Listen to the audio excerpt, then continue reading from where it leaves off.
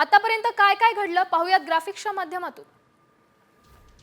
तर 22 एप्रिल रोजी पहलगाम दहशतवादी हल्ल्यात 26 निष्पाप नागरिकांचा मृत्यू झालाय। तर 23 एप्रिलला दहशतवाद्यांचा नायनाट करणार पंतप्रधान मोदींनी हा स्पष्ट संदेश दिला होता। त्यानंतर 7 मे रोजी भारताने पीओके पाकिस्तानात घुसून दहशतवादाविरुद्ध ऑपरेशन सिंदूर राबवलं। 9 दहशतवादी अड्ड्यांवर हल्ला केला।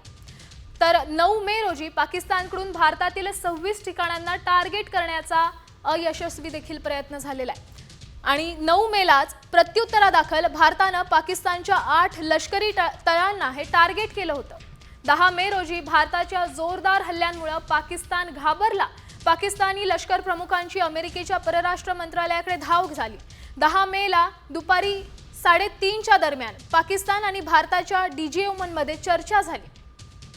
10 मेलाच संध्याकाळी 5:30 भारताच्या परराष्ट्र सचिवांकडून लष्करी कारवाई थांबवण्याच्या सूचना मिळाल्या आणि त्यानंतर पाकिस्तानकडून रात्री 8 वाजता शस्त्रसंधीचं उल्लंघन करण्यात आलं। 10 मेलाच पाकिस्तानकडून भारतातील अनेक शहरांवर ड्रोनने हल्ला झाला। प्रत्युत्तर म्हणून भारताने प्रतिक्रिया दिली। भारताच्या डीजीएमओंकडून पाकिस्तानच्या डीजीएमओंना हॉटलाईनवर संदेश आणि युद्धबंदी उल्लंघनाचं कारण विचारलं।